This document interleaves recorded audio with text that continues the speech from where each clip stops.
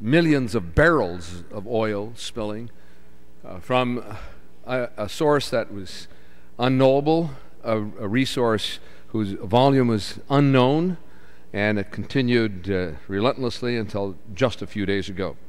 Our committee held 3 hearings to investigate the causes of this disaster, and I particularly appreciate the splendid work done by Subcommittee Chairman Elijah Cummings, Chair of the Coast Guard and Maritime Subcommittee.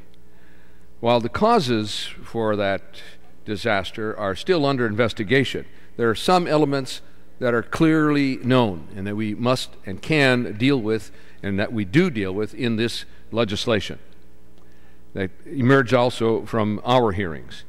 We received extensive testimony on how the Deepwater Horizon was built in South Korea, registered in that great maritime nation of the Republic of the Marshall Islands, and the registry held by a foreign entity maintained in Reston, Virginia.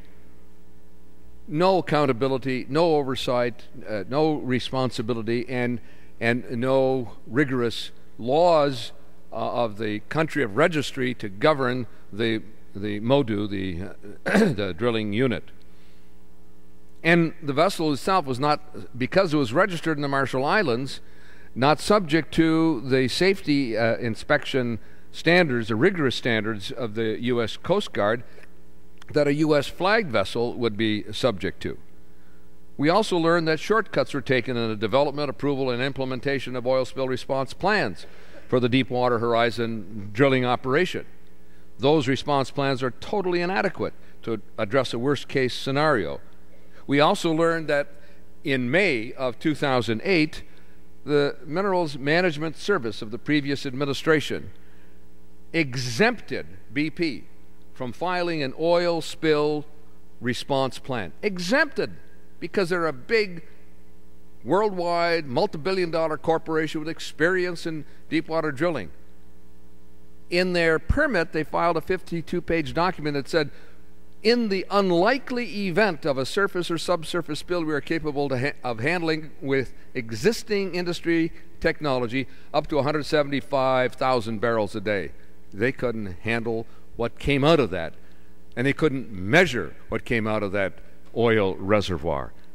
The Gulf has been seriously injured, damaged for generations because of that failure.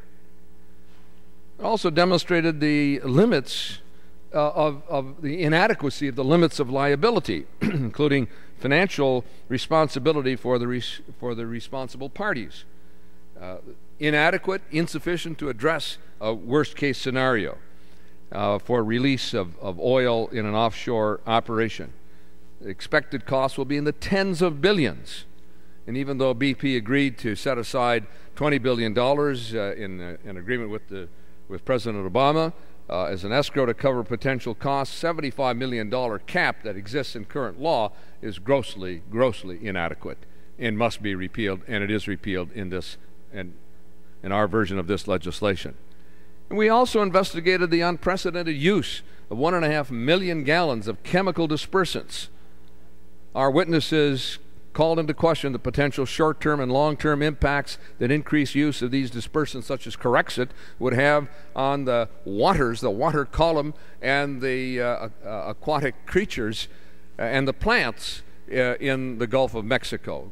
Dr. Sylvia Earle, a world-renowned ocean biologist who spent 50 years of her career studying and evaluating and understanding the Gulf of Mexico, said there never was any testing of Corexit on underwater creatures in the water column.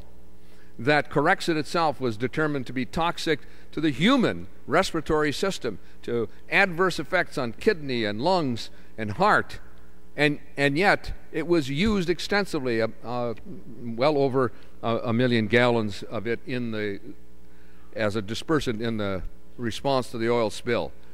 We will have a burden of decades to understand what the effect of this chemical is on the water column and on the creatures who whose livelihood depends on this water.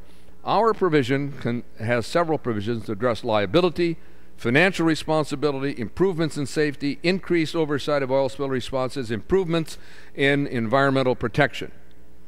We repeal or adjust existing liability limitations for offshore facilities to ensure that the responsible party or parties will be responsible for 100% of the cleanup costs and damage to third parties, and will extend the provisions of OPA 90, the Oil Pollution Act of 1990, which has very rigorous provisions in it to protect even those migratory waterfowl that come from northern reaches, from Canada, from northern Minnesota, and other northern tier states, and winter in the Gulf.